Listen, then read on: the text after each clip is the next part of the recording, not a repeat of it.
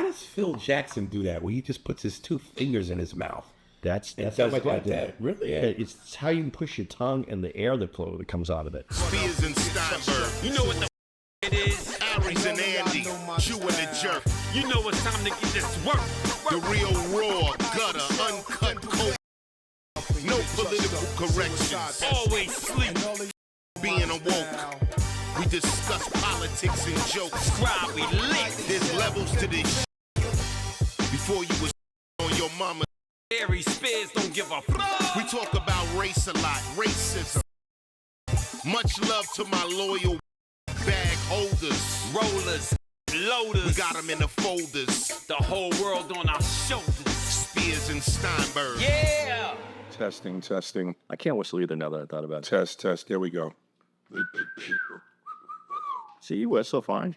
Not Not good though. Like my dad could, my stepdad, he did that thing where he put his fingers in his mouth, or he could do it without it, and he Like the whole Crisp, clear. That's how he used to call me when he needed me to come back home.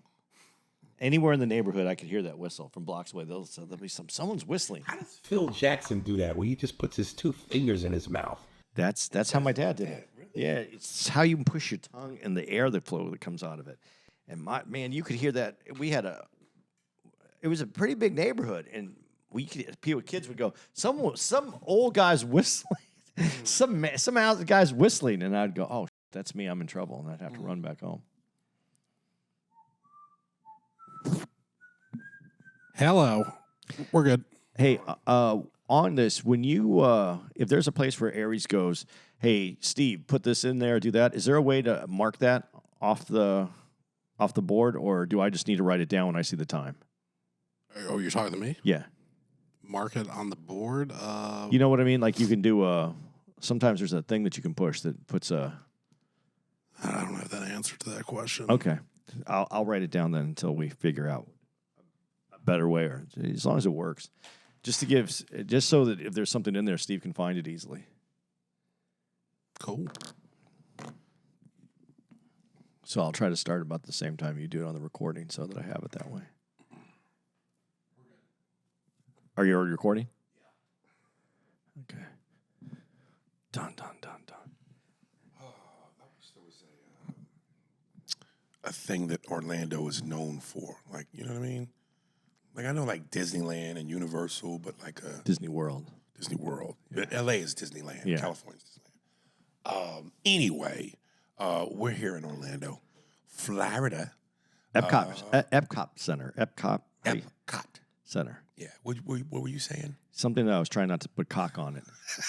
Epcot Center. Is that even around anymore? I think so. That's a fun, interesting. I wonder if Epcot Center is really around. Okay. So listen, man. Last week, when we were in Westbury, New York, and Providence, Rhode Island, it was my debut to try Katz's Deli, the famous Katz's Deli, where the scene from when Harry met Sally, the orgasm scene. I didn't know that was Katz's Deli. Oh, yeah. But yeah. You saw the picture on the wall when you were in there? Yeah. Dude, first of all, when I got there, that line was ridiculous. It goes quick, though. But it does. It took about 20 minutes, but it was ridiculous. When I first drove up, I said, oh, we can't do this, because I thought it was going to be like an hour or something.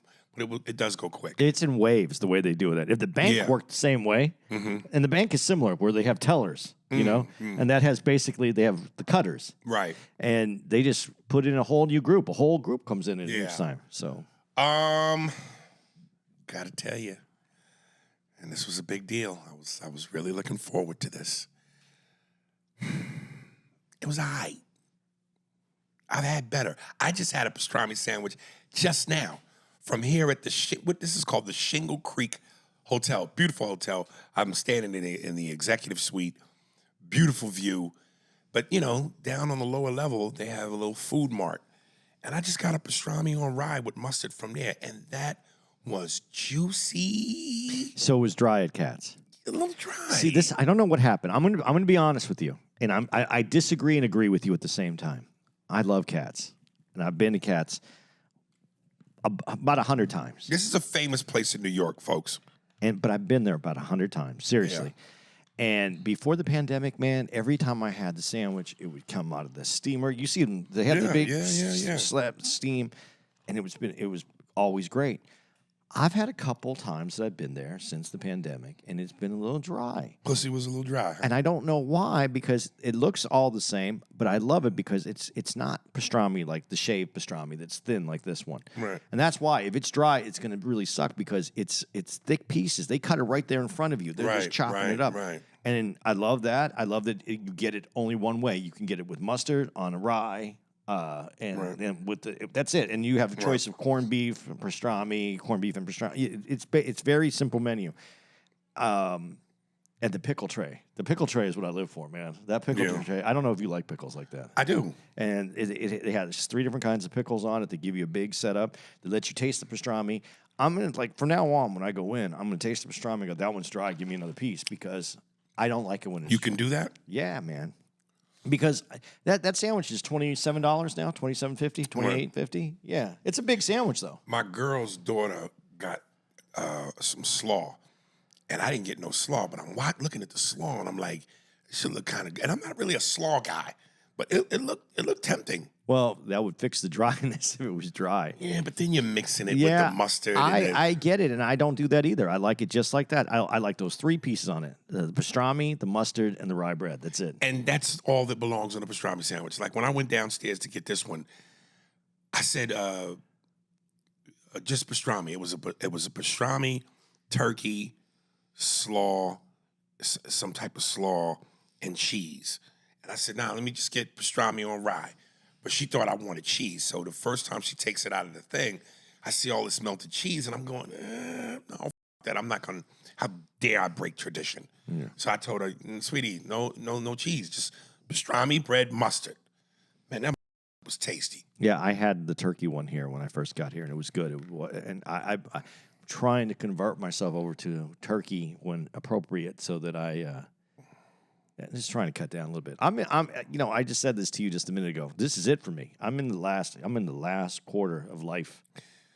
You're 60. You're not 75. I know, but it's the last quarter. If each quarter is 20 years. Don't do Jew math. If each is 20 years, I'm 60. I'm in the last fucking quarter. It's the beginning of the last quarter, but it's the last quarter.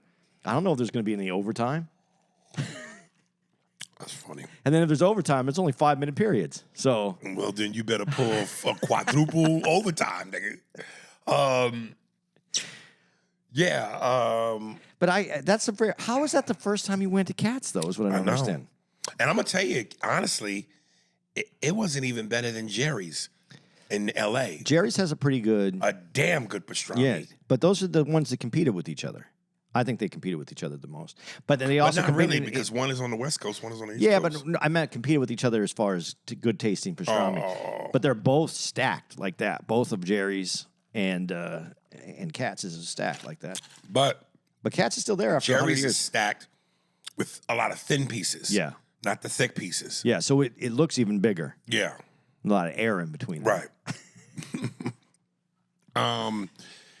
I got a chance to hook up with my man, this cat. A lot of y'all probably, some of y'all know on social media. My man, Will Mills, Mr. Pack You Up. Brother from Brooklyn. Was it Brooklyn? He's from Brooklyn. From Brooklyn. I didn't know he lived out here. He's from New York, but he's been out here, he tells me, like 12 years. And our energy, man, I just did his podcast. I feel like kinship. Like this is a lost, long cousin. We both got on Timbs. We both got on the New York fitted. And he's so aggressive. Like he's just an aggressive ass. Look him up, y'all. Will Mills. Mr. Pack You Up. Well, it's funny because you got your guy out here running security for you. Mm-hmm. He was in the green room. Right. You, and then me. And I'm used to it. Yeah. Mark, how did you feel about all the black culture that was coming your way? In the green room this weekend. Here comes a gay quip. Never been around that much black people. You're 100% right, Andy. You got me. No, I'm not saying that you've never been around them, but it was in full effect blackness. Oh yeah, yeah. We're talking about a dude from Chicago, a dude from Brooklyn, and Aries, Chicago, New York guy. You know what I'm saying? So it was a lot of black going on. You know, there's a chance it could happen tonight, but if it hasn't happened already, it probably won't. So the reason why I got my security guy here is because Mr. John Paul King, let's take a live look at the EBT community. There's this on social media named John Paul King, and that's how he opens up every post. And his thing is, he's a black guy who identifies as a white guy. He hates black people, even though he's black. He shits on black people every chance he gets. Of course, he's got a white girlfriend, 2 mixed kids. He proudly listens to country music, talks about his truck, wears NASCAR T-shirts, and he's a conservative. He hates liberals. Listen, man, I've always said, I'm a proud brother, and maybe I should mind my business when it comes to certain shit. But when I see Al Jolson and this hard, I get mad. So at one point, he kept just on black people, and I hit him up where I said something about him. I was like, how do you sleep at night? What is wrong with you? And he hit me back, and he had put like a little hood. He'll put like a hood, like a KKK hood over his head and lift it up. And this is how he mocks his own people. So I kept going back and forth with him, and at one point he put out a post. He was like, Aries Spears, blah, blah, blah, blah, blah, blah, blah, blah, blah. He goes, I'm going to come to your show, and I'm going to sit up front and see how funny you are then. I said, all right, nigga, come on, show up. So, of course I brought that thing with me. You know what I mean? I ain't got time to be around, man. But you know what? And me and Mills talked about this, Will. 9 times out of 10, a lot of tough guys on the internet be tough guys on the internet. Yeah, keyboard tough guys. They don't really, pull up like they say they're gonna pull up. But you only need one. Exactly. Exactly. So The wrong one. right. So I got the right one for the wrong one. Yeah. You know There what I you mean? go, yeah. Bars. Have you ever ran into somebody and they did get like aggressive with you? No. Not like they stalked you, but they were like, F you, Aries. No. See, everybody's nice in real life. Yeah. Nice is a weird word. But the big moment is when we go to UK. Now, I'm gonna have him. I'm gonna have my other guy, Steve, and Steve got some dudes from the Hells Angels that he with in the UK. Yeah. It's gonna be there. don't put it all out there because then Brandon's going to be like, I'm got to bring my guys. And then before we know it, we got East Coast, West Coast rap rivalry It's going not on. even East Coast, West Coast. It's America Okay, versus versus UK. First of all, your and the click you claim. It's West Side. We come equipped with game. You claim to be a player, but I fought your wife. That's Tupac in Yeah. England. Yeah. Hit him up. Yeah. That's why you fat. Or I call him a wanker. A wanker, yeah. I'll your you fat wanker. Yeah. That didn't end well, though. Maybe we shouldn't restart that What didn't end well? for Tupac. Tupac and Biggie? Yeah, don't restart something that didn't end well. What niggas gonna stab each other with baguettes? Dude, that's it. Mark and I were talking about a little bit about this today, and it's like, yeah, that's on the rise in the UK. What? Stabbings. Is it really? Yeah, Oh shit. and not with baguettes either. I know. Yeah. Bayonets. Right. Damn. Okay.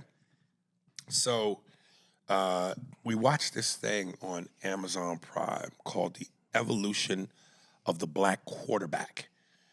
And I did not know the fun fact that they pointed out, which was Super Bowl 57 was the first time in history 2 black quarterbacks faced off.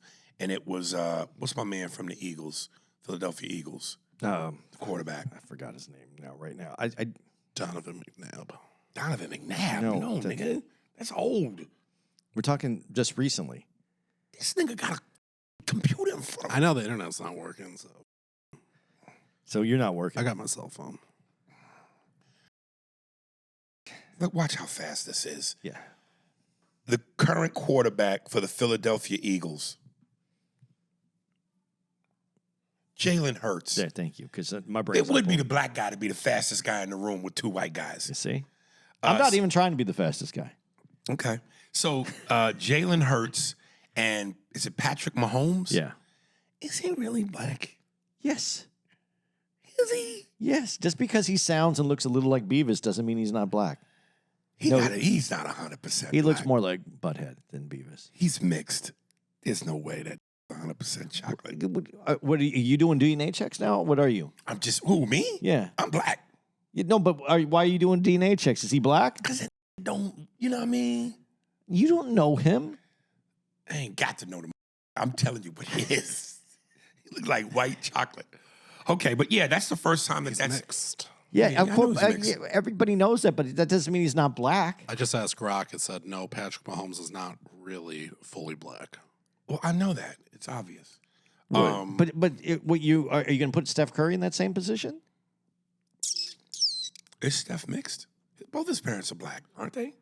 But Paul Steph is not He's light skinned. okay. But the way you're saying it, Mahomes is really, really light skinned. and he has giant curls, not Yeah, that's whatever. He's black though. Okay. What about Jeez. Obama? That got Kenyan blood in him. He is black. But he isn't okay. Technically, okay. We can't. I'm not going to do this. What? Steph Curry's parents are both black. Yeah, Yeah, but and they're fair skinned, so that's why he's fair skinned. but when you say black is an American term, Mm-hmm. and it has to do with the people that were former slaves that were brought over that constitute what black is. Listen, what we wearing, that's black. Okay, so then So we're brown. so then what I'm saying is by the standard of technicality, Obama's not black. But that's a whole nother conversation. That's a racial conversation. We don't need to have that one right now. We're gonna talking do- about the evolution of the black quarterback. Okay, but we're talking about definition. My point was, however long the NFL has been around, Jesus, this is the first time this has ever happened. And even though this is about the evolution of the black quarterback, I was wondering why Michael Vick is playing such a heavy role throughout this. This is his. But yeah, he executive produced it. Yeah, and I think he did a great job. And if you watch this, he's the right person for this because he's the person. I think that you do give him credit for this generation of quarterbacks. I mean, there's other people that led up to where Michael Vick was, but Vick took it to that next level. And we'll get to that because that's more in the middle of this. That's in part 2. I wish things had played out differently for Michael Vick. I wish they would have too. But you know what? When you watch, I didn't know. I know about him as a football player, but watching this and when you discover who he is, and you really do, in minimal conversation, you discover who he is as a person. And as a person, I think he's amazing. Yeah. To go through what he did in life and still make that comeback and still maintain his complete integrity and his passion for everything that he believes is important is amazing. He didn't get derailed by any of this. With his talent, and I remember, at one point when he was on the cover of Madden during the height of his Mike Vickism. The human highlight. Yeah, man. With that level of talent, I just wish he would have won a Super Bowl. Yeah. Something about his career felt incomplete to me. Dude, And with the dog thing, that really derailed it. the dog thing, though, they didn't really they touch it. They don't talk about it. Yeah. And I'm glad, in a way, I'm glad they didn't talk about it because there could have only been justification. Not that he didn't take full responsibility for it, but how would you justify that happened? Yeah. There would have had to been a conversation about that. I don't think that's what he wanted to do, and he had every right to address it any way that he wanted to. He's the executive producer on this, Right. so I thought it was kind of a smart move to not address it, other than talk about it. But honestly, it's like that's not what this was about. Right. Yeah. But him overcoming that is kind of what this is about, though, a little bit. Not that's not the primary of this doc, but it's in there because we go through his whole life through this. Right. I by the way, I do think this is an excellent doc, and I think that it's definitely a great watch. But what I didn't know about this is Tony Dungy. I didn't know Tony Dungy was a quarterback. I didn't either. And so there was a lot of history that I didn't get. You know, I didn't know the black quarterback until who's the quarterback for the Redskins that's in the Super Bowl? Where's that come out? Mahomes. No. Oh, that's Kansas City Chiefs. Yeah. The Redskins. It's oh fuck! I pushed talk to text, so it's Current quarterback? no, not current. Who's first quarterback to play black quarterback in the Super Bowl? Look that up. Ever? Yeah, that's the guy that I'm looking for. Doug Williams. Doug Williams, I knew of. That's where my very minimal foray into what black quarterbacks are in the NFL. That's who I knew was Doug Williams, because he was playing for a major team and it was in the Super Bowl. So again, when we talk sometimes, and I'm admitting that my ideas are from my history. And so I see Doug. I saw him. I was like, okay, this is the evolution. But I got some better. This really gave me a better perspective on why it was so difficult for black quarterbacks to come up in the NFL. Besides just what the normal talking points were: not smart enough, not able to read defenses. That was the knock. Oh, God. That was the knock. That's what everybody said. Not smart enough, not able to read defenses. How deep does your racism and stupidity have to run to just go everything negative we could pin on black people and the horrible thing we could think about them that obviously isn't true? Let's stick this landing. Well, okay, but there is something to explain. I don't want to say justify, but to explain where some of these coaches are coming from and some of the ownership is coming from. And I disagree with it's going to be, it's still, you have to go past that. I mean, Branch Rickey, I guess, obviously from in baseball, he had to lean into the fact that he was making a change. But I didn't care if the was intelligent. Only thing I wanted him to do was hit bases and home runs. He could have been as dumb as a blonde broad. But when you do this and you look at the people who are coaches at the time, this is why HBCUs were important, and they kind of got pushed aside because people wanted that entry into the NFL. But it was important because what I realized as I'm watching this, and I don't think this got talked about the way that I would like to hear some more about this, but it's the coaches that, like in college, first of all, if we go back and we're looking at NFL wasn't a big deal. It was college football that was the bigger deal in the early days.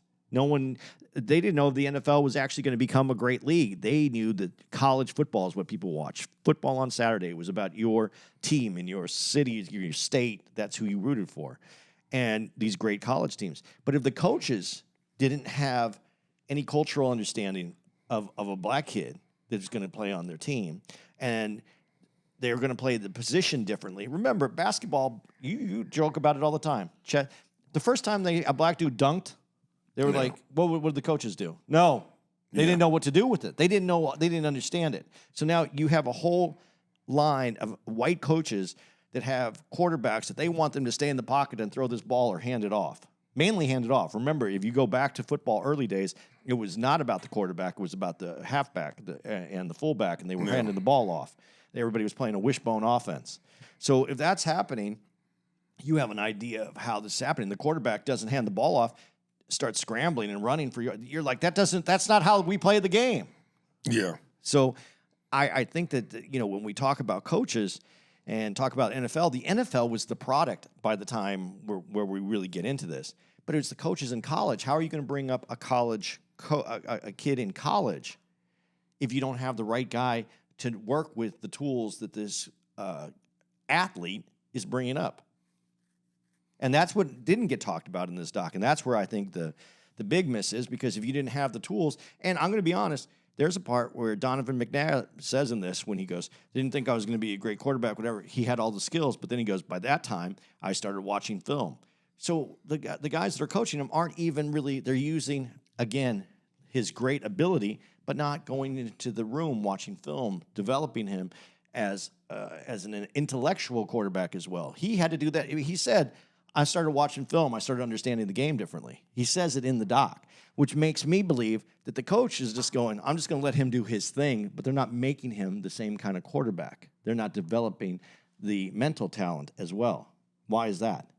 And I could be off on what I'm saying, but that's what I heard when he said. By that time I started watching film. You're supposed to be watching film when you're in college. Okay. So I think the big miss is that in this doc, but we'll go past that, is that the college quarterbacks aren't knowing what to do with the kids. Some of the high school kids, the high school coaches are, because there are a lot of black coaches teaching with their kids, but not in college. And I think that's the big miss. And that's what took longer. You needed the black coaches. Black coaches knew what to do with them. Or you needed people like Andy Reid who talk about, I grew up in California. I just was looking for the best player. And Andy Reid was a very cerebral coach, too, who wanted to make the best out of any player that he had. Okay. So that's what I got out of a lot of this doc, what they're saying. But it doesn't, I mean, you know, to some degree, it's not, you're not making an excuse for this, right? No, there's no excuse for it. okay. I'm saying, what I'm saying is, it was underdeveloped in college. When we started saying the Rooney rules, and we have to have black quarterbacks, black coaches in the NFL. That's great in the NFL, but where did the players come from? Yeah. The college area. We need that rule in college football back then if you wanted to make that change. Because how else are you going to have? You need black coaches who understand black players and get them to play a game in a different way and see the offense in a different way. You can't. Those old coaches, they didn't understand that. That's why in all sports, basketball was boring, but they wanted to play that boring game. You needed a coach who understood offense that wanted to do it a different way. I still would have liked to have been there the first time there was a dunk in a basketball game. I feel like if I let you keep rambling, you're going to eventually go into the black buck, the black player, the black buck. That's in there. You know, that's in there. That's in the very beginning. It's in the intro. It's in the intro. Yeah, it is. Yeah. And they didn't talk about that at all. And we've talked about this on the podcast. The black guy has higher thighs, and when the black buttocks intercepts with the black thigh and the black hamstrings, it's like they got the legs of a mule. They're just stronger and quicker. How many episodes are in this? 4 or 3? 3. Yeah, and so for each intro, they play that soundbite. But it's only like a small clip, and unless you know what it is, you're going to miss it. Yeah. But you know what? You know what they work on now is there's a thing in the NFL. They work on Twitch. Twitch muscles. Yeah. Yeah. And you don't ever talk about white guys and their Twitch muscles, do you? Because white guys don't have the twitch that the black bucks got. You know, it's like the black bucks out of the tails of a horse, and when the fleas get on them, they don't even look back. The muscle twitches and swats the fleas. Okay, and I want to get the racial part as much as I can out of the way because it's going to be out throughout this whole thing. There was another part in here that I didn't like at all, and it's because they kept saying, you know, like the quarterback and they went to his intelligence and you just said that, you know, like that's what they always do. The bottom line is it's not about the intelligence. It's the fact that these old white men didn't want a black quarterback being the leader of the white team. But it still is based, again, besides the stupidity of it, it's still based in bigoted thinking. Right. But I'm saying that's what I just wish they would have said it that way. Right. They would have just said, they're not as superior. We're superior to them because we're smarter than them. But I wanted them just to say, the fact is they didn't want a black man leading their white team. The coach didn't want the black man leading the white team. That's what they should have said. Because of just that, or because they felt they couldn't? I think they just didn't want it. I didn't think that they wanted. The look didn't work for them. That's how racial this is. I don't think it was. I think all that other shit was excuses for the fact that they just didn't want to see the leader be the black guy. But let me go back to that soundbite. I forget that guy's name who did it. But he believed that. When he spewed that, the black guy and the black guy's thighs, he believed that. He wasn't just going, I'm being a racist asshole to be a racist asshole. Jimmy the Greek? When he Jimmy said the that? Greek. He really believed it. Well, he believed it because what he was saying is, if you go deeper in that, he's saying, and then you can figure this out. I'm just telling you what Jimmy the Greek said. they used to take the strongest slave Yeah. and put it with the strongest female slave and the strongest male slave. So they have a and the strong black neck baby. Yeah. And that's what he was saying. That over that course, it developed a very strong black athlete. And I guess if you say that, I mean, was he being racist when he said it, or was he saying what he looked at and he said that's what was happening? Well, let's flip this coin again, because while we're saying all this, are black athletes not generally faster and stronger than white athletes? Yeah. Jump higher, run faster? So is he what he's saying? Is it wrong? You know what? This is Thanksgiving dinner conversation. I think Jimmy the Greek, when he was saying it, there was no animosity, there was no racism intended. He just saw what it was. He knew at that time, and the white player was still dominant. They were all quarterbacks, but he was saying basically at that time, the black player's better because this is what happened, and this is the strength. This is what was developed. And that's why when we went, what is black? Black is an American term for. So what are we saying? I'm dancing around something, trying not to say it, but see, and that's just it. You're dancing around something, trying not to say it, when we know what you're dancing around is the tune. And it's the truth. Grandma, pass the cranberries. But he was taken off the air. He was basically banished for saying that. Right. And there's people that came out and said, they couldn't say it, but they were basically trying to say he wasn't trying to say anything that was being racist. He was saying that's what happened. And no one wanted to. And did he see the future? Did he see that black athletes were going to take over all the sports? Again, when black people were allowed in, we took over from the moment we got in. Listen, I was on Vlad, the last interview I did recently, and we were talking about the whole rhythm thing, black people versus rhythm and dancing. And at one point, I said to kind of what I just said, I went, listen, man, when it comes to sports, black people dominate. I didn't put it in Hitler terms. We are the superior race. I didn't do that, but I just went, we dominate. When was the last time a white dude won the 100-meter dash? I don't know the terms of the running things, but whatever they are, in the Olympics, when was the last time a white guy won it? No, and there's different character traits that we all have. And I mean, like when you talk about distance running, it's not American black athletes that are winning that. It's Kenyans because they're tall, they're thin, they have big chests, they can carry lots of oxygen. Okay, listen, I don't know too much about the people, but I know Usain Bolt won it. He was an Olympic medalist, gold medalist. Yeah, and but that was in sprinting. Okay, but the American we did have was Michael Johnson. Yeah. You know what I'm saying? But that's a sprinter. So whether it's, but whether it's American black or Haitian black or Jamaican black, it's still black. Yeah. 1980, Alan Wells won the 100-meter dash. Was it a white guy? He was a white guy. What year was this? 1980. That was the last year. The white guy won it. 1980, really? Yeah. It don't go back further than that? What? No, he took gold at the Moscow Olympics, and yeah. Who? Exactly. Alan Wells. Any white? He's Scottish. We have to have this stricken from the record. But that's 80, dude. You know how long ago that is? That's It don't- 45 years ago, man. Okay, yeah. So you have a 45-year run and you're worried about it? We had a superior race. But there is dominant factors in our genealogy. Why do black guys run faster than white guys? That Twitch. Why do we jump? There it is. The big black buck, the big thigh. So this guy, Fritz Pollard, who one of the first black quarterbacks, and I went, what's the mindset when you're Fritz Pollard and guys like him, where you know that because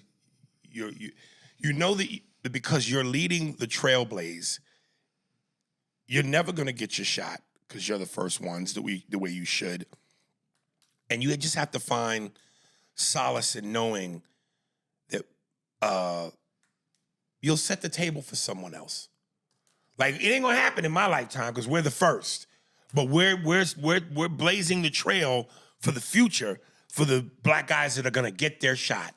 And you gotta find comfort in knowing that that's as good as it comes.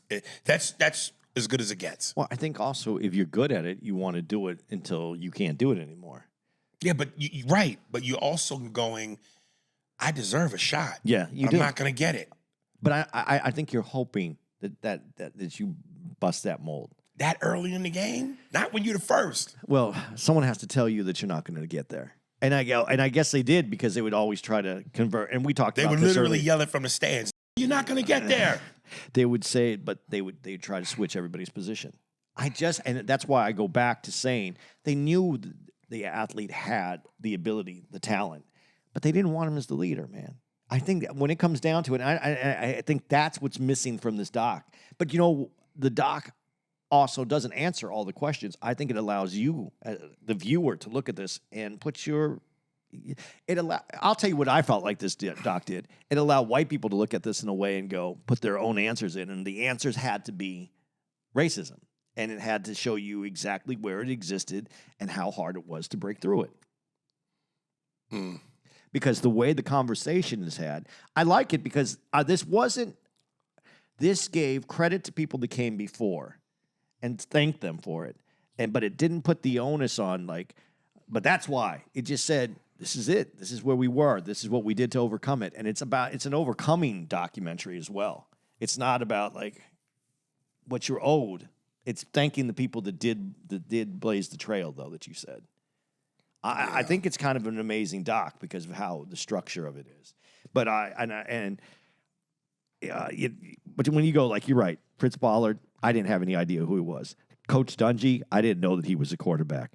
What I didn't know, and that I can't believe I didn't know, and when he's talking to Deion Sanders, and he didn't know Deion Sanders was a quarterback before that, and Deion Sanders is having that conversation with him. And he's like, you didn't know I was a quarterback? You didn't see the way that how I worked the ball? And, Deion Sanders was a quarterback. Right. I mean, these are amazing. There's no one who can't say that Deion Sanders wasn't one of the most skilled players. I mean, just they put him up there with one of the greatest athletes of all time. Baseball, football. But they moved his position. Yeah. He's a defensive back, but he was the best defensive back ever. So now, are you mad that they move you from quarterback where you could have been a star quarterback, but you wore the defensive back of history? Does that change how you feel about it? I don't know. Because that's Neon Deion Sanders. That's the guy we grew Prime up time, with. right? Yeah. Okay. Here's a little fun question. Who was the better athlete, Deion Sanders or Bo Jackson? Bo Jackson. I was going to say Bo Jackson before you even started the question. Oh. Over Deion? All-around athlete? Yeah. Yeah. But it's also because of his strength. But if I had to pick a career, I'd pick Deion's career. Oh, yeah. Because Bo got hurt, yeah. Yeah. And Bo got hurt because he was so strong, he hurt himself. The big black thigh. If you want to talk about some big thighs, Bo Jackson's the guy. Yeah. And Bo is the guy like that. But Bo is listen, man, and you use this word creature before when you talk about Hollywood. Yeah. In sports, Freak of nature. he's a creature. Yeah. Because there's no one that was ever that strong.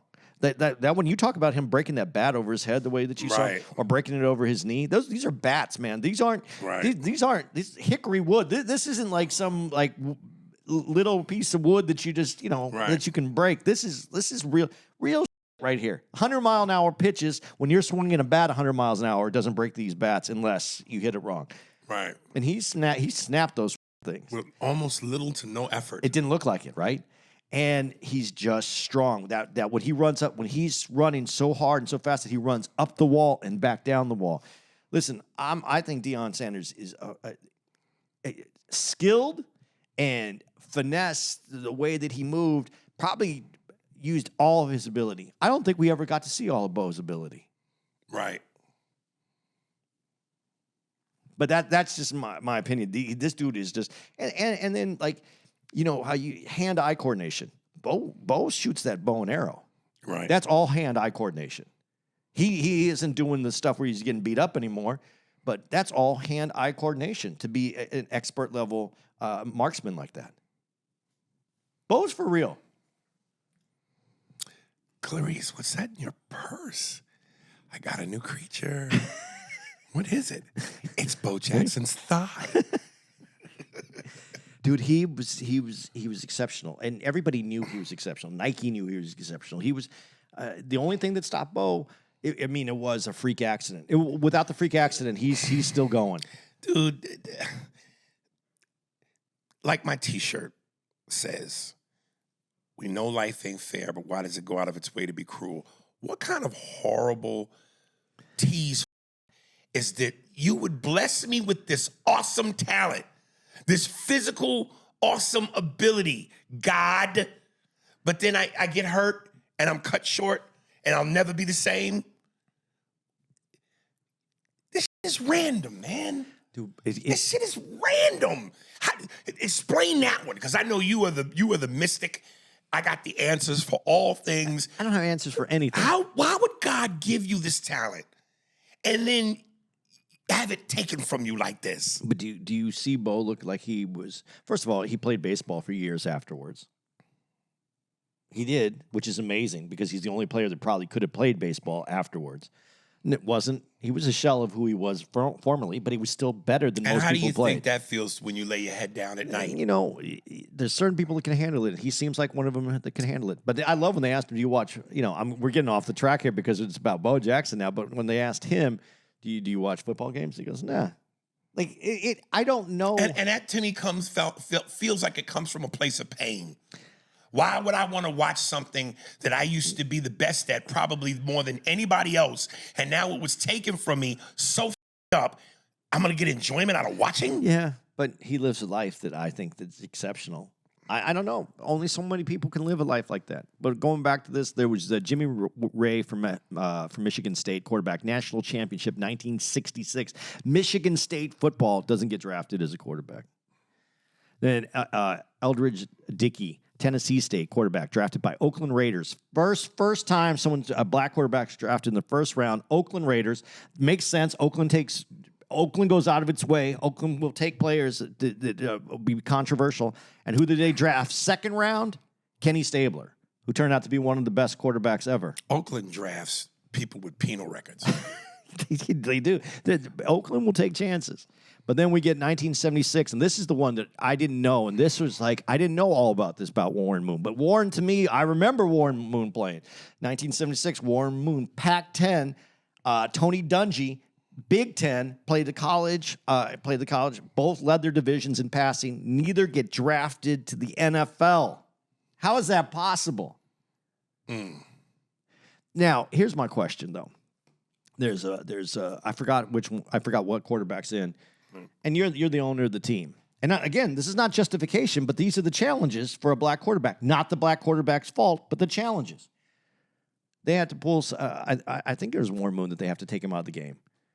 They took him out of the game. They were already leading. They were kicking the other team's ass. They pull him out of the game, and then the police come to take Warren Moon out because he had death threats. So this is the question. And listen. Branch Rickey, when I brought up Branch Rickey, that's his choice. He leaned into it. Some coaches aren't going to want to lean into it. I'm not coaches, owners aren't going to go, well, that's going to cause a lot of problems. I mean, I'm just saying, I'm not agreeing with it. I'm just saying, you're the coach, and you're going, that's going to cause a lot of problems. I don't know, in the locker room, and then the threats, and now we have more security, and this is a problem. What happens if he gets killed? Someone shoots him on the field, and so they pass. That's something that I don't think that. And I'm not saying that all white America doesn't think this. I think some people in white America do think. But if you're part of, how many people, white Americans, have thought about that outside, not inside football, but outside of football, just straight up racism changes whether someone gets drafted or not, because the owner doesn't want to deal with the idea that could be a challenge. Could you imagine you're the owner, you draft the first black quarterback, you put him up first place, he started in the first game, and someone kills him on the field?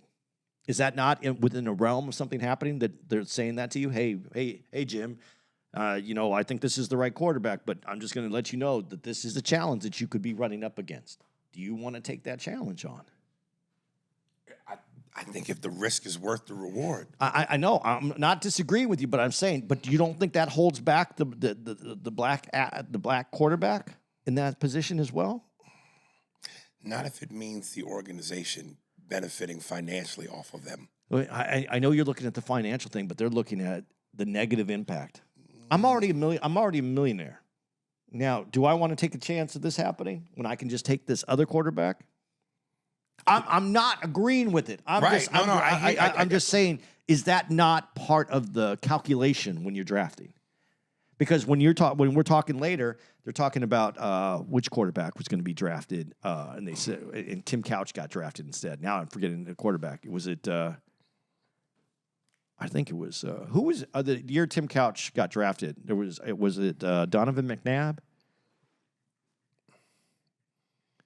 Or Charlie Ward. Look at Charlie Ward's situation. I didn't even know he played football. How did you? This is where I get mad at you because you don't know you don't know football at all. I'm telling, I'm not a football dude. He was a better football player than he was a basketball player. I know he pieced Kobe up with a 2-piece. But he doesn't even look. When you saw him now, does he look Right. like he could play football? No. But when you saw him playing, he was a little thicker. I mean, he worked I out. always saw him with the Knicks, Yeah, and he never looked like a big dude. he was 6 foot. He was a small guy. That's why they didn't draft him. You saying other black quarterbacks that year? It was the second round. He got picked number 2. Couch got number 1. I think he got picked number 2. Is it Donovan McNabb? It was Donovan McNabb. Yeah, that's what I thought. They said Donovan McNabb was on the draft board number 1, and at the last second, and Donovan McNabb wouldn't say it. And I met Donovan McNabb. Great guy. Yeah. Really great guy. But I always felt there was a little chip. Like when I would his talk to shoulder? him, when I would talk to him, I would hear it because I brought up foot. I mean, how am I not going to bring up football when Donovan McNabb is sitting in front of me? And we're talking and we're just talking about football and the fact that he was there, he was in Phoenix, and I didn't know that he eventually opened up. It looks like he opened up a restaurant. I don't know if he did, but he's in Phoenix, and I knew he was because I think it was his nephew that was living there. And so we were talking. He would come in quite a bit at this restaurant that I was at. So I got to see him a little bit where it was comfortable to have a little bit of a conversation. So you'd ask us questions, but I just feel this little bit of thing in his voice. Yeah. But I'm not gonna dig. Right. And but when I listen to him now, when he said that, I mean, I felt it when he said it. He said, but I'm not going to say who it was, but they got into the owner's ear or whoever was doing the draft and said, and all of a sudden they draft Tim Couch, who, we know what his career was, and we know what McNabb's career was, and great guy, like one of the nicest people I've ever met. But I could just hear that little, I knew it. I didn't talk football with him after that. After I heard that. I can tell you who didn't watch this documentary. Oh, God, kid. Why would I watch a documentary called The Evolution of the Black, quarterback, kid? If you're going to make a documentary about a quarterback, there's only one guy you make it on. The greatest Anglo-Saxon, purebred, square jaw, cliff chin, white man with blonde highlights, Tom Brady, kid. The guys to die for.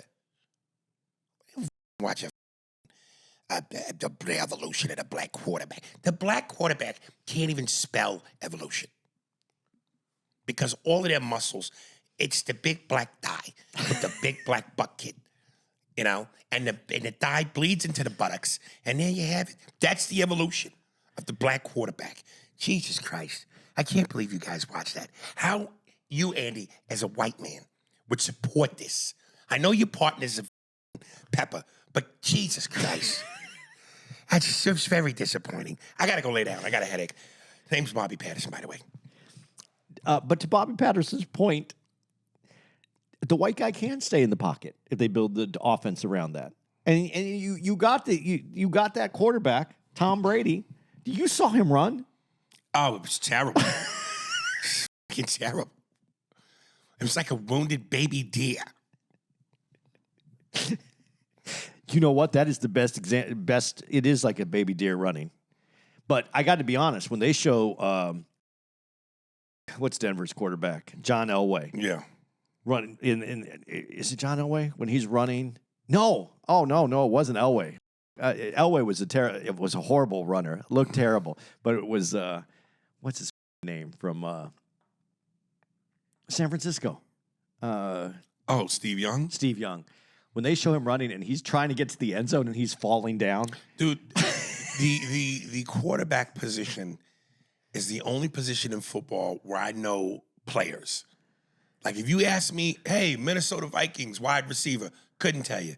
Hey, the running back for the Indianapolis Colts, couldn't tell you. But I can if I can name players, I'm most knowledgeable about QBs. Did you know who Fran Tarkington was from Minnesota then? Nope. Okay, he ran. And he never won. Now, listen, I'm not defending this. But Was he white? He was white, and he ran. He was a scrambling Was he quarterback. good? He was really good. He was a really good quarterback. But he never won a championship. And then, again, that's what this kind of thing. But the offense wasn't built for a quarterback Has to there run. ever been a white quarterback Steve Young. that had the running skills of a Michael Vick? No, but very I love few- how you said that like it's obvious. No. No, it's completely obvious to me because Michael Vick ran. He didn't even run. It wasn't. He didn't run like a receiver. He ran like a running back, like right? a running back, Yeah. like a run, like like a receiver can run after Right. they catch the ball, but not like a running back. And Michael Vick ran. But see, the quintessential running quarterback to me that I like the most, and it's because he was bigger, and it's Dante Culpepper. Because when Dante Culpepper hit people, he didn't run away. He didn't try to avoid. He didn't do a spin move. He just stuck it to the defense. Why has there never been a white guy that can run like Walter Payton, Barry Sanders, Eric Dickerson, Emmitt Smith? And why? And has there ever been a black quarterback that has been on the level of a Tom Brady, a Brett Favre, a John Elway, a Peyton Manning? Why is that? I think See, because what we're talking about when you go thinking man's position, we know that's because to say that black people aren't intellectually out of here. But it just seems like when it comes to the cannon, that's the arm, the throwing game, white dudes got that on lock more than black dudes. Well- but we got the running better than the white guys. First of all, when you talk about the intellectual part, I think a lot of it, and as I just said, breaking down the defense is what you have to be able to do, and that's where Dion talks about. I could break down the defense, like he could see the defense, what was going to come at him. He knew what was going to come at him. When I was, this wasn't a knock on Donovan McNabb. It's what I heard him say. By that time, he talked about after he'd been in the league, and he said, "I'm already watching film. And now I'm watching film." And if I understood what he was saying right is they didn't. When you have a great physical skill level and you can throw the ball, you can run the ball, and you're using your legs to get out of problems instead of looking at the pre-snap and what you're going to do. But you have such good skill level that in college they let you get away with that shit instead of studying because the coach isn't holding you to the same accountability. That's where I'm saying some of these things are problems in college. Because by the time you get to the NFL, they want you to be able to read the defense. They want you to know what's happening. They want you to be able to study the playbook and have the playbook. And if they're not giving you the skill set because they're not holding you accountable because they're just going to go off your physical ability and use you for wins and not develop you as that quarterback, that's a problem. And I think that's a lot of what was happening that was going into the NFL where then they were able to say, well, they're not as smart because they didn't come NFL ready because that's what was happening with the coaching then. We needed black coaches to go into the league and say, no, we got to run these offenses like this and then translate that to the quarterback so that they're picking up the plays, they're understanding with the defense and what's going to be open and what's not going to be open. I mean, people think that you just snap the ball and the quarterback drops back and he looks for the open guy to throw the pass. That's not what's happening. You're reading that defense. You know who's coming in. You know that either this guy's going to come in, the safeties are coming, you know that the cornerbacks are. You don't know what it is, but as you're doing your count, and that's why you would have quarterbacks trying to get people to move so you can see who's coming, and you would make those adjustments. That's the thing that I don't know if that was happening early on. And it's a tough game. That's developed more and more, and quarterbacks got better at it. But if you weren't getting that, and if you weren't getting that in college, how are you going to transfer that to the NFL? You know, in the beginning days of football, what were those leather helmets protecting? Not much. Like, what the was that, man? You know what, though? I heard this, and this is a study, and I don't know if this is true, but because you had those leather helmets on, they protected you slightly, but you didn't hit people as hard, and you avoided head hits because that was going to f you up, too. So now I didn't know that part. Now we hit harder because we have helmets. And then they had to make those adjustments for how we hit. Because that's why there was, they weren't tracking concussions back then. And I'm sure they were getting concussions back then. But when you think you could go full speed and you get hit with the helmet or, hit the ground, they didn't play at that speed back then. And you could say it was just because there were white guys playing. But I think it's also because when you hit the ground and you didn't have the same kind of pads and same kind of protection, you hit the ground different. You weren't trying to hurt yourself. Now you're playing at a speed that if you didn't have this kind of protection, you're hurting yourself. Well, I'll tell you something, Andy. Back in those days, when those white men played football, they didn't need to run that fast because they were playing against other white men. But then when they added the apes, the gorillas, and the silverbacks, the white men just thought they were being chased and mugged. So the speed went up. Ah, the good old days. Brett Butler, yeah?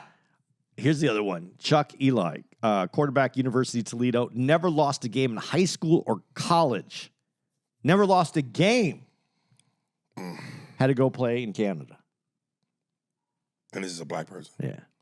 Tony Dungy, first head coaching job, Tampa Bay. And that's where he brought up other coaches like Lovie Smith, Herm Edwards, and eventually Mike Tomlin. Again, but these guys need to be in college because they got to get these guys ready for NFL. That's happening now. They talk about that in the doc too. Then these guys are getting into college and but that I think that's the part in this that doesn't get discussed as much. And I think that is critical and crucial to what was happening. Let's see. I got this. This was all my notes were on the first one because there's a lot more coming up here. But boy, you really did some homework. Well, dude, I love sports, man. I really do. And I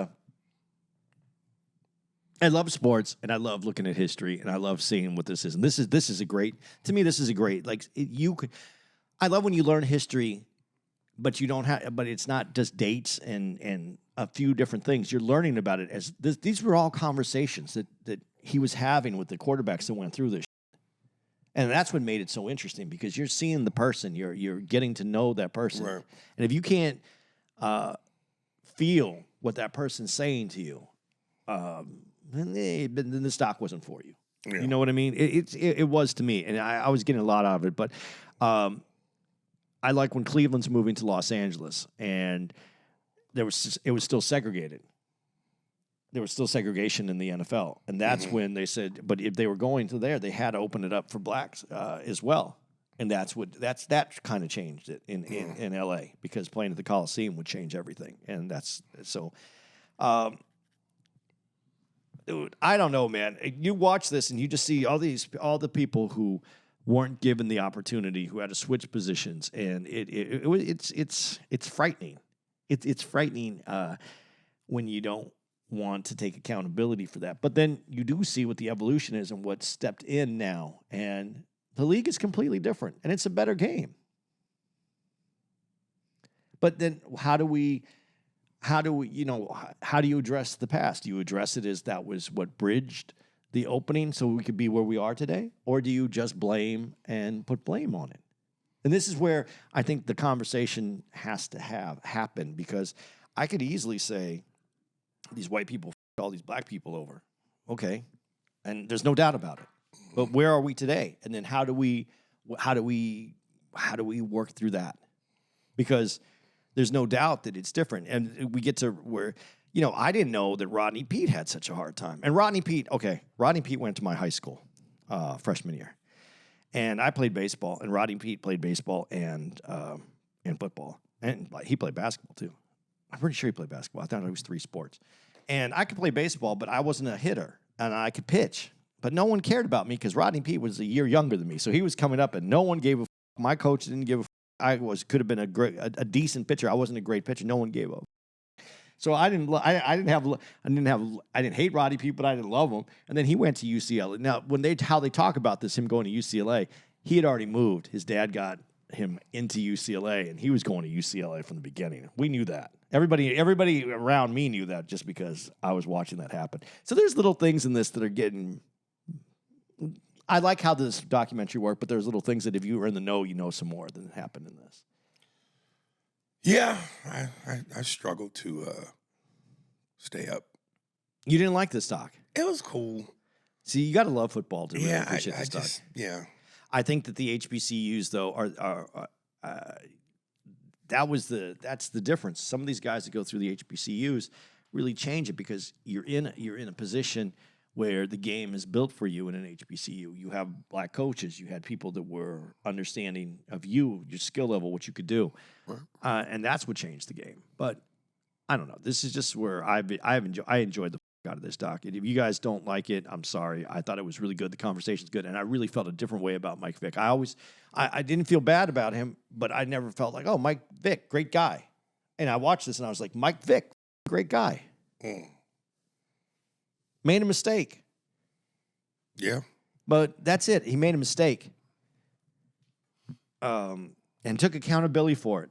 And you know what? And then this doc, he didn't complain about having to pay for that mistake. And I thought it was excessive what they gave him. Who do you think likes dogs more, black people or white people?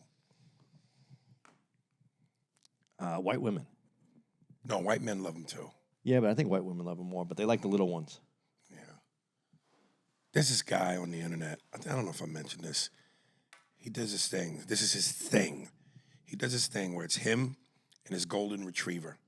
And whatever he's eating, he shares with the dog, and they go back and forth. And he always tells the dog before he bites it, remember, tiny bites, tiny bites. The dog goes on to take 3 or 4 chunks, and then he eats off the dog. And they both share pizza, burgers, whatever he's eating, they go back and forth. That's how I know white people like dogs more. Yeah, I'm going to go with white people now because I've never seen a black person go, this is my kid. Yeah. I've seen white people say, this is my kid. Right. I'm not saying there's not black people out there who say that. I'm just saying I've never run into that. It was another one, white lady, she's eating a pint of ice cream. And as she's scooping out ice cream with a spoon, she'll hand a pint to the dog and they lick all over it. And then she take that same spoon and take out another chunk and eat it. That the dogs have other things. There's a virus that they can carry that doesn't kill them but kills humans, and then you get it from the saliva. You can look that up, Mark. No, I'm not doing that. I'm not doing that. They don't even eat out my plate. My plate is my plate. Yeah. There's people plates and there's dog dishes. That's why it's called a dog dish. Right. It's not pet and human friendly dishes. I don't have any dishes like that in my house. I don't get it. I love dogs. Don't get me wrong. I love dogs. But no, I'm going to bring that joke back where I love dogs. I love dogs. Yeah, right, but you know, Yeah. I love and I hear people say, yeah, they're like my kids, and I go, no, there's a difference between dogs and kids. Yeah. And I might do that tonight. There we are. Are we ready? We're ready. What are we calling this one? The big black thigh. You know what I was going to say, though, when you keep saying that about thighs, and we talked about, you did say about backs and why no one runs like that. Dude, have you ever seen Emmitt Smith's thighs? I ain't really stared at it like that. Dude, I did. Because when I saw him, he's in his practice shorts. Yeah. Dude, they're like the size of somebody's chest. They're like, you know why you can't tackle him. You understand it when you see the if you try just to bring him down with your arms, fuck that. There's a chest going by you. It's not so I was like, when you're saying it though, some of these guys, it's also the way that you can be built. And people take advantage of that when you can be built. And like when we talked about Charlie Ward does not look like a football player now. He looks like he could have played basketball. Right. And if you But he saw, did. Yeah, but but that's what he looks like now. Right. But when you see him now, and the reason I say could have played basketball, when you look at Charlie Ward and he's slim. Right. If he walked by me and I didn't know who Charlie Ward was, he's just a dude. Right. He doesn't look like an ex-athlete. Well, yeah. It looks like it looks like Right. some guy. Right. And I'm worried about it because he might have walked by me at one time and I didn't recognize him. I didn't think Charlie Ward was that much of an impactful player either. Dude, in football, In basketball. in basketball, no, he was a good basketball player. In football, he was outstanding. People have talked about that. That's one of the things they say that he should have went to football. He should have played He football. two-piece Kobe up. In the neck. Both shots were in the neck. He's a dude. It's just skill level people have, and it's also mental. What are we calling this though? We're gonna call Big it black thigh. We're really gonna call it Big Black Thigh? Yes.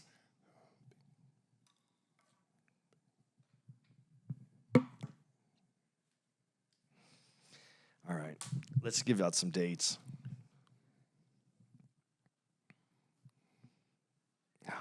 Dates. Right there. No, right there. Right here. Right here. Right here. Dude, every time I do anything now, I get something in my emails that's asking me to do a survey. I feel like I'm working for every company that I do anything with. Like I'm trying to make their company better. Routing. Guys, you're listening to this. It's we're in San Francisco when you're listening to this. December 18th to the 20th, we're going to be at Cobb's Comedy Club and in San Francisco. Mark, are you excited about that one? It's going to be a blast. Yeah. I thought maybe we'll get you to come all the way out. No? No, I'm Just checking. December 26th to the 28th, we're going to be at the Arlington, Texas Improv. And then December 30th to the 31st, guys, we're in the Bahamas. Yeah. Are you excited at all? Is your girl going to go? No. It's just me and you in the Bahamas for New Year's? It's me, you, And Mark. Mark on a banana boat. Oh, this is not going to be good. Then And January. the name of the man's penis is going to be called Banana.